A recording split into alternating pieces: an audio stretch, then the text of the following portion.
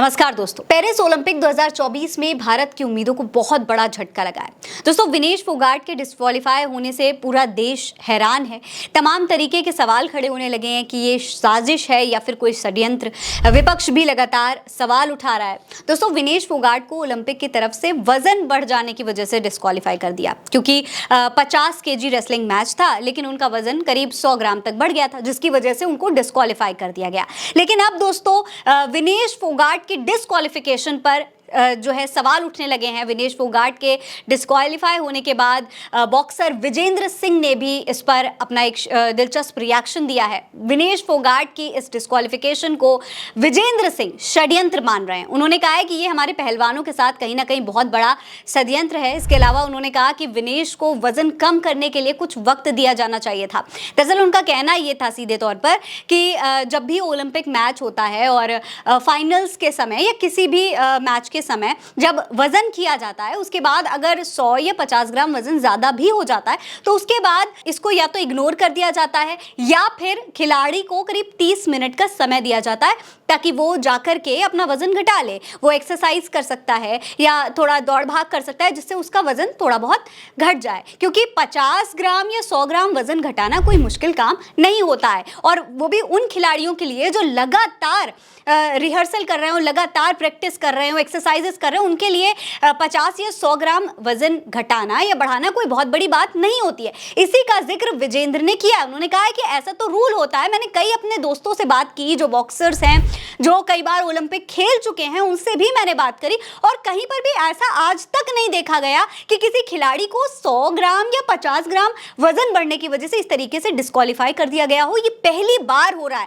आज तक किसी एथलीट के साथ ऐसा नहीं हुआ है। सुनिए क्या कुछ कह रहे हैं विजेंद्र। मैंने अपने साथियों से बात की, मेरे जो बॉक्सर थे, जो रेसलर फ्रेंड्स हैं, उन सब से बात की, तो उन्होंने कहा यार ऐसे तो नहीं होता, लाइक 100 ग्राम में आपको निकाल दिया जाता है। बिकॉज जैसे गेम में बहुत सारे लोगों को टेक्निकल चीज़ें होती नहीं मालूम। जैसे 2 वेट मशीन होती है वहाँ पे, और उस पर आप जाके फर्स्ट जो ट्रायल वेट होता है उसके ऊपर आप चेक करते हैं कि आपका कितना वेट है। वहाँ पर अपना वेट देते हैं, उसके बाद फाइनल वेट के लिए जाते हैं। तो 100 ग्राम कहते आप होने के बाद उसको एक मौका मिलता है कि लाइक आप 30 मिनट ले लीजिए, आपको आप रिड्यूस करके आ जाइए, आपका दोबारा वेट हो जाएगा। That's not a big deal.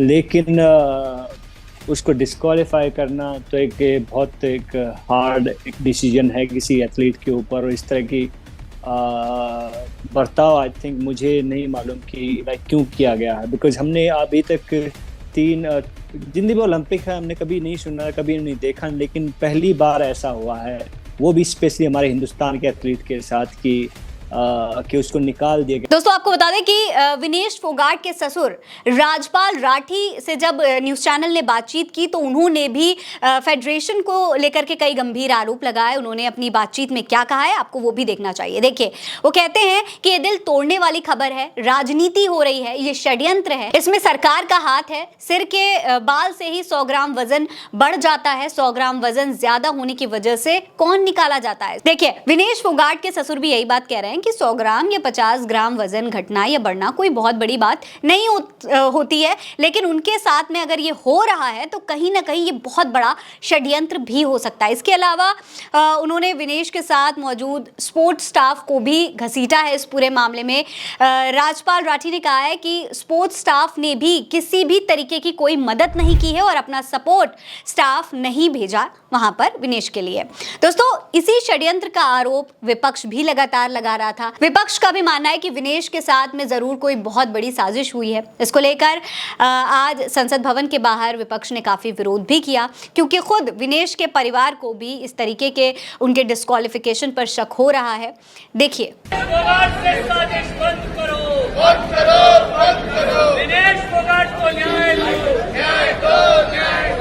तो दोस्तों, इस तरीके से आज संसद भवन के बाहर विपक्ष ने भी विनेश के समर्थन में आवाज उठाई है। लेकिन अब विनेश की हार जो है कहीं ना कहीं पूरे देश को दुखी कर रही है। अब खैर देखना ये होगा कि क्या प्रधानमंत्री नरेंद्र मोदी या फिर खेल मंत्रालय इस पर कोई बहुत बड़ा एक्शन लेता है। क्या उनकी तरफ से विनेश फोगाट के समर्थन में आवाज उठाई जाएगी या फिर नहीं? आपको क्या लगता है? अपनी राय में कमेंट सेक्शन में लिखकर जरूर बताइएगा।